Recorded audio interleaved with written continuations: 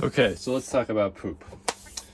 Here is the C-head composting toilet. It's a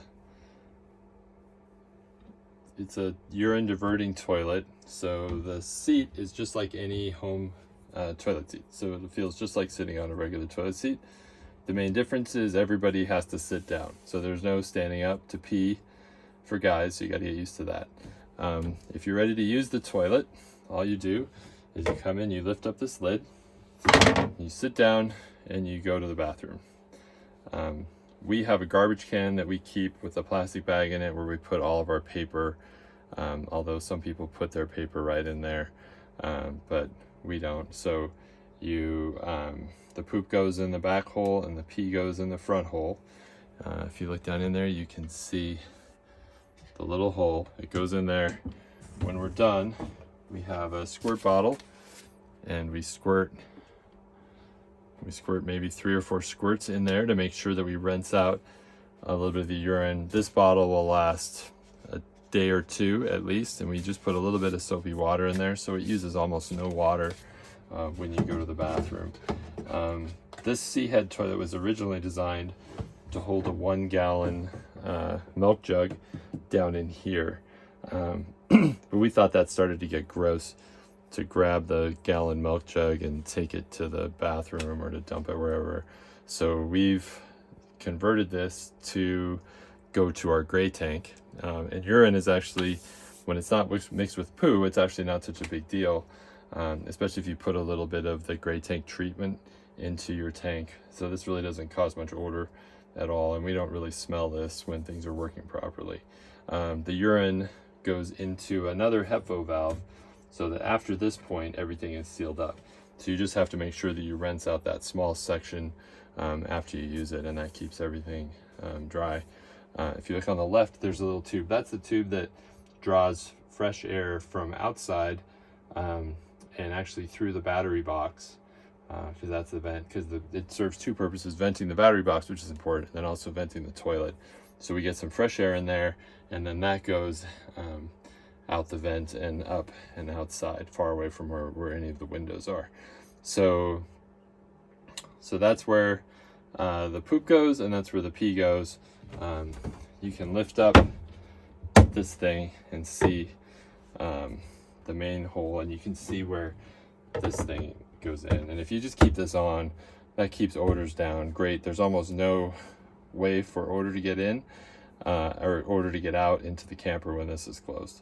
So like any toilet, when you go to the bathroom, it gets a little smelly because, of what happens, but it's really not that bad. And there's a really big fan on the roof that can draw air out really quickly, so it's probably better than your bathroom at home for that. If you lift up the seat, the whole thing, you can see the guts of the system. For the poop, there's this bucket.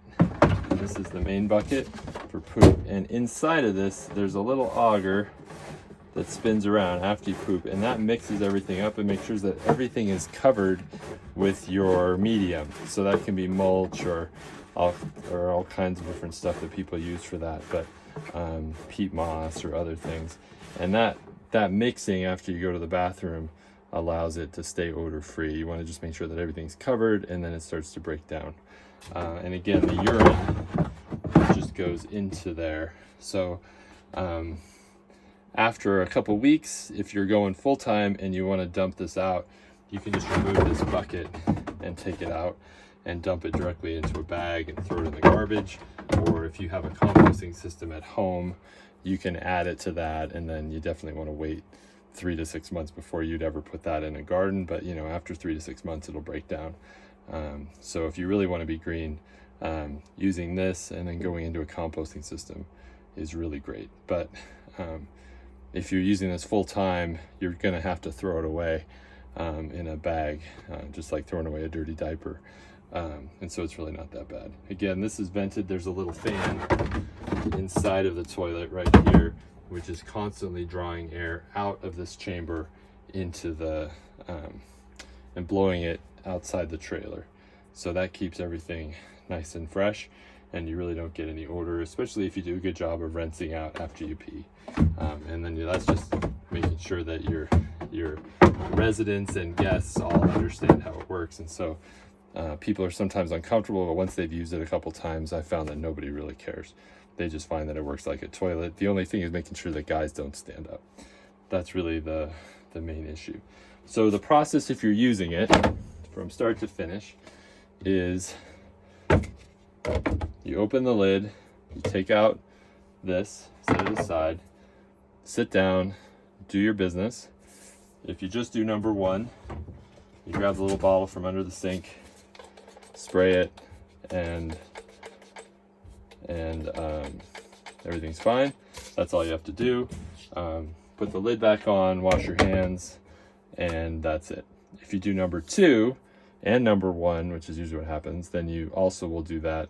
Then you close it, close the lid completely, you grab this, and then you're gonna put that down and then rotate that 5 or 6 times. And again, this is just gonna mix up the number two area so that everything is coated.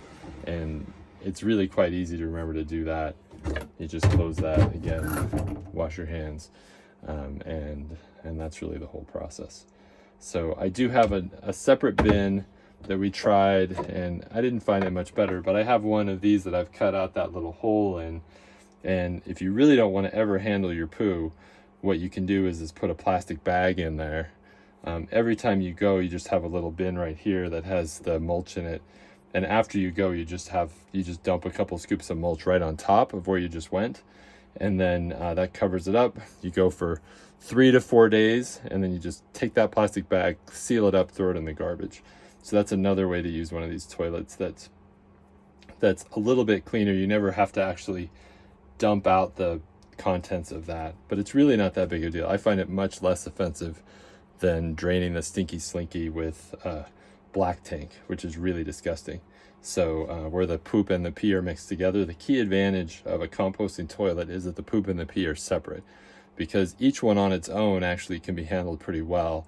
Wet poo is really bad, and poopy urine is very bad, but individually they're actually not that bad. And so that's kind of the secret to the system. In a regular black tank, both of those things are combined, and they just sit there for a week. And it takes a lot more fresh water to do that, so you need a bigger freshwater tank. You need an additional black tank. We have a 42-gallon gray tank, and we never have to waste any of our storage space on the water required to clean poo out of a toilet. So that's one of the real advantages, especially if you like boondocking and you're not going, you want to go off the grid. So that's the toilet.